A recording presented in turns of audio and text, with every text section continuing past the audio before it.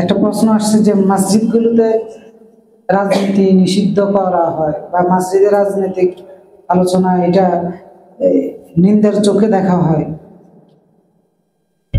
মসজিদগুলো কি রাজনীতির সাথে সম্পৃক্ত হওয়া উচিত? মসজিদ কি রাজনীতি করে? মসজিদ তো আল্লাহর ঘর।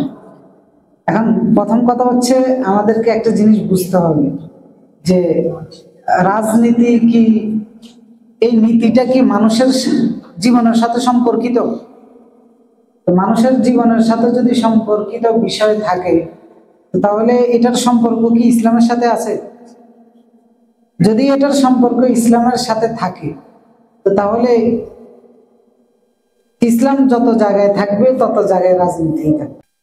এখন আসেন আমরা স্বাভাবিকভাবে যেটা বুঝাই আর কি, আমরা বলতে চাই যে মসজিদগুলো নিরপেক্ষ থাকা উচিত। মসজিদগুলোর মধ্যে রাজনৈতিক আলোচনা বা রাজনৈতিক বিষয়গুলো মসজিদের সাথে দূরত্ব বজায় থাকা উচিত।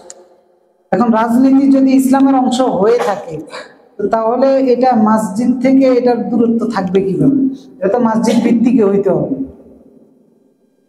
রাজনীতি যদি ইসলামের সাথে সম্পর্ক থাকে, হ্যাঁ, যারা মনে করে যে আমাদের রাজনীতি ইসলামের সাথে সম্পর্ক নাই, অন্য কোনো ধর্মের সাথে সম্পর্ক নাই, তাদের ঠিক আছে, মসজিদে এসে কোনো কথা বলার অধিকার তাদের নেই। যাদের রাজনীতি ধর্মের বাহিরে তারা মসজিদ কেন মন্দিরে যাইও রাজনৈতিক কথাবার্তা বলার অধিকার তাদের নেই। খ্রিস্টানদের গির্জায় গিয়েও বলার রাজনৈতিক কথাবার্তা বলার অধিকার নাই, কারণ তাদের রাজনীতিতে হচ্ছে ধর্ম নিরপেক্ষ। তো সুতরাং কোন ধর্মের জায়গায় কোন ধর্মীয় প্রতিষ্ঠানে গিয়ে তাদের রাজনৈতিক বলা, ওই রাজনৈতিক ব্যক্তিত্বগুলো পা দেওয়ার অধিকার নেই। মসজিদ যেহেতু ইসলামের, আর ইসলামে যেহেতু রাজনীতি আছে, সুতরাং মসজিদ থেকেও রাজনৈতিক নির্দেশনা যাবে, এটাই হচ্ছে নিয়ম। কারণ রাসূলুল্লাহ রাজনৈতিক নির্দেশনা গেছে কোথা থেকে? মসজিদ থেকে। সুতরাং এটা একটা পশ্চিমাদের মানে আমাদেরকে খাইয়ে দেওয়া বড়ি, যেটা খাইয়া আমরা ওদের মতো করে বলি আর কি যে ধর্মীয় বিষয়গুলো রাজনৈতিক বাইরে থাকার দরকার। আরে ভাই, ধর্মীয় বিষয়গুলো রাজনৈতিক বাইরে থাকলে আর ধর্ম থাকে নাকি? সুতরাং মসজিদ যদি রাজনীতির বাইরে থাকে তো এটা আর মসজিদ হলো কিভাবে? এটা আবার ইসলাম ধর্ম হলো কিভাবে?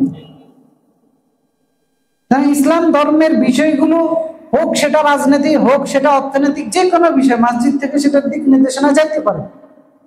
তো পশ্চিমাদের সাথে সুর মিলিয়ে আমাদের অনেকে এই সমস্ত কথাবার্তাগুলো বলে, এবং পশ্চিমারা তাদের দেশে এগুলো সফল হয়েছে।